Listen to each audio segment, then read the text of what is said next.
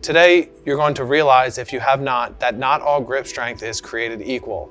In fact, different types of grip strength is needed for different types of sports and activities. So if you're inside the gym just doing grip strength with your fingers or your forearms, you have to think about how that's translating onto your daily activities. So if you're really strong at wrist curls, you have really good finger strength, does not mean that you're actually going to be able to use that at all. And when examining a lot of the research studies, they really are all over the map. You have some research studies that give you a very close to 100% correlation, or a correlation of 1, which means that you can predict someone's athletic performance on their grip strength.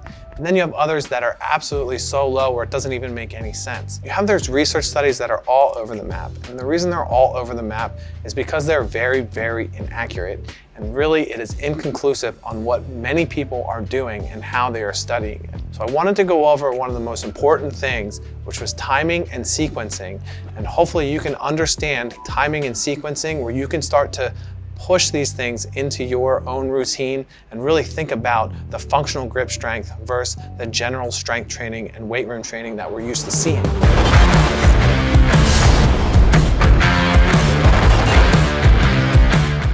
So to understand sequencing and timing, we're going to use these.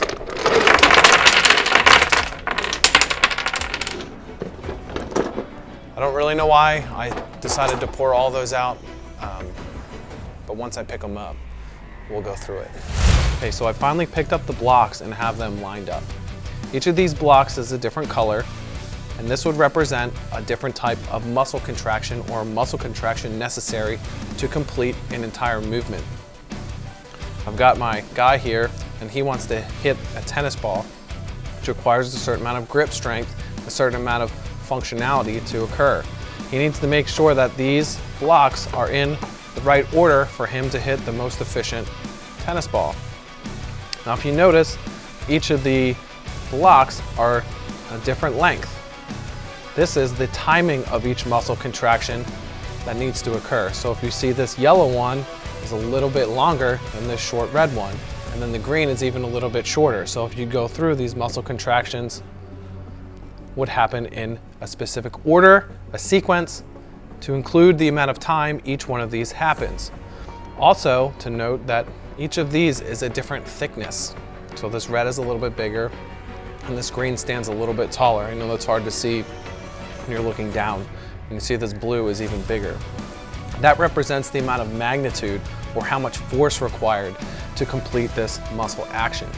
So if we look, a little bit of force, some time, a little bit more force, a lot of force, and a really quick amount of time.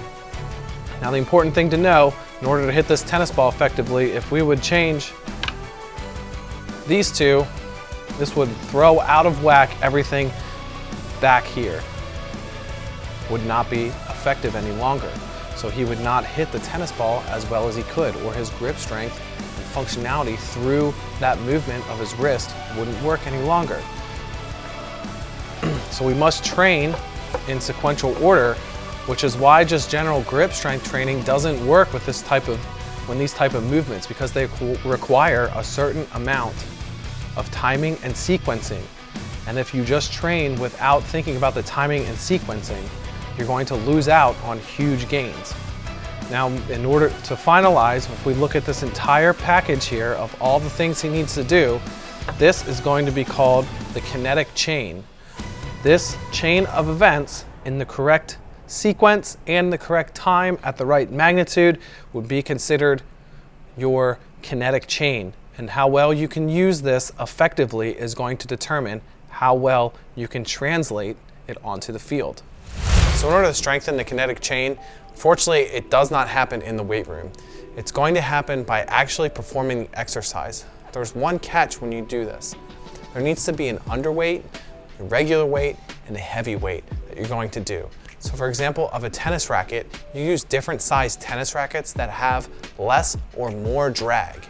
So that way you're getting a lot of speed during one, your regular speed with another, or the regular tennis racket you use, and then a little bit less speed with the third. And that way you're training the kinetic chain to adapt to different stimuli. And when you train your body through the underweight, middle weight, and higher weight routines, you will notice that the strength given through that sequencing and timing will improve dramatically. And in fact, it can improve very quickly within only 2 weeks.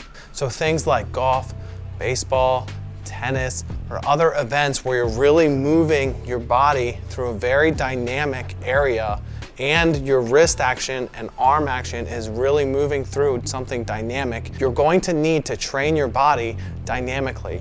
And underweight, regular weight, and high weight or heavy resistance is going to be the best way to do that. If you enjoyed the video, please be socially responsible and share this video with others so they can also enjoy the video.